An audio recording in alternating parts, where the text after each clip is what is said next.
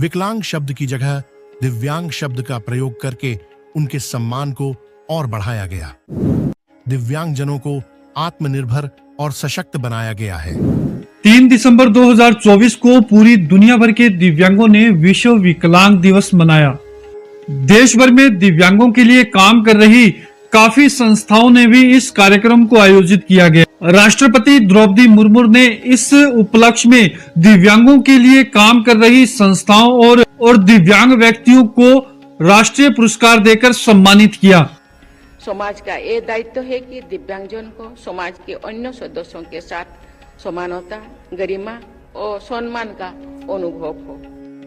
हमारे दिव्यांगजन को सिंपैथी नहीं, एम्पैथी चाहिए, कृपा नहीं, संवेदनशीलता चाहिए, स्पेशल अटेंशन नहीं, नेचुरल अफेक्शन चाहिए। विश्व विकलांग दिवस पर प्रधानमंत्री श्री नरेंद्र मोदी जी ने भी दिव्यांगों के नाम एक संदेश लिखा।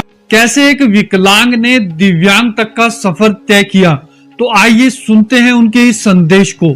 उससे पहले आप इस चैनल को जरूर सब्सक्राइब कर लें, क्योंकि यह चैनल पूरी तरह दिव्यांगों के लिए समर्पित है। प्रधानमंत्री नरेंद्र मोदी ने अंतर्राष्ट्रीय दिव्यांग दिवस के अवसर पर दिव्यांगजनों के साहस, आत्मबल और उपलब्धियों को नमन किया।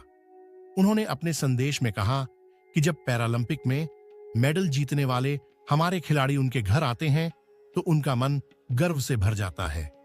मोदी जी ने बताया कि भारत की वैचारिकी में दिव्यांगजनों का सम्मान हमेशा से निहित रहा है। उन्होंने रामायण के श्लोक का उदाहरण देते हुए कहा कि उत्साह से भरा व्यक्ति किसी भी बाधा को पार कर सकता है। हमारे दिव्यांग साथी भी इसी आत्मविश्वास से प्रेरित होकर देश की प्रगति में भागीदार बन रहे हैं।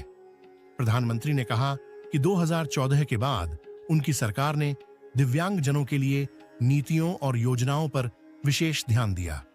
विकलांग शब्द की जगह दिव्यांग शब्द का प्रयोग करके उनके सम्मान को और बढ़ाया गया। इसके अलावा सुगम्य भारत अभियान जैसे प्रयासों से दिव्यांगजनों को आत्मनिर्भर और सशक्त बनाया गया है। उन्होंने कहा कि पहले दिव्यांगजन सरकारी नौकरियों और उच्च शिक्षा में पीछे रह जाते थे, लेकिन अब आरक्षण और अन्य योजनाओं के जरिए उन्हें नए अवसर प्रदान किए जा रहे हैं। पैरालंपिक में हमारे खिलाड़ियों की उपलब्धियां और दिव्यांग युवाओं की ऊर्जा हमारे देश के विकास की प्रेरणा बन रही है।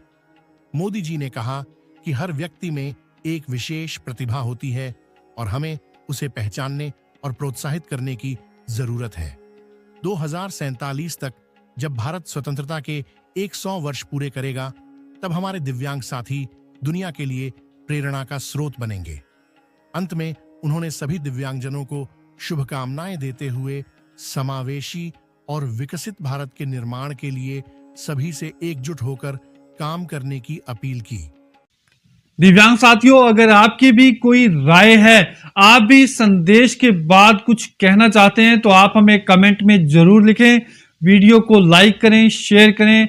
अगर आपने चैनल को सब्सक्राइब नहीं किया है तो चैनल को सब्सक्राइब कर लें। आपसे मिलते हैं एक नई वीडियो में एक नई जानकारी के साथ। धन्यवाद।